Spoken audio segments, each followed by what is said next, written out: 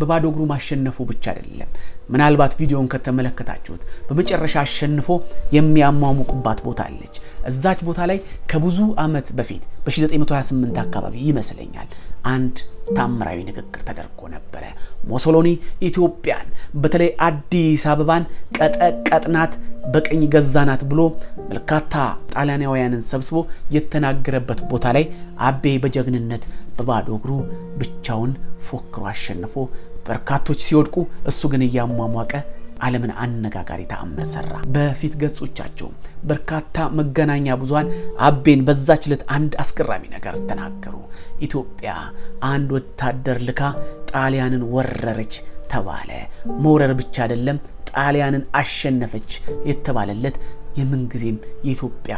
ጀግና ነው አበበ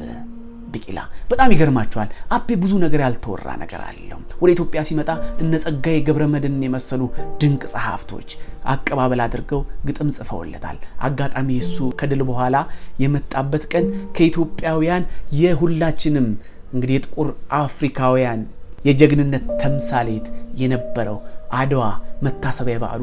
የሚከበርበት ቀን ነበር እናም የሚገርማችሁ በዛ ቀን አቤም ሌላኛውን አድዋ አስመሰከረ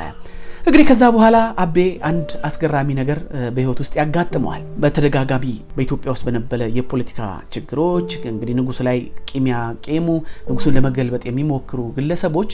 አቤን እንግዲህ እንደመጠቀሚያ ለማድረግ ለመፈንቅለ መንግስት ቅስቀሳ እንዲመቻቸው እሱን ይዘው አብሮ ይጓዙ ነበርና አቤን በዚህ በመጠርጠሩ ንጉሱም እዚህ ላይ በመድረሳቸው እንዲታሰር አድርገዋል እንግዲህ አቤም የተወሰኑ ጊዜያቶች በእስር ቤት እንግዲህ በመጠርጠር እንዳሳለፈ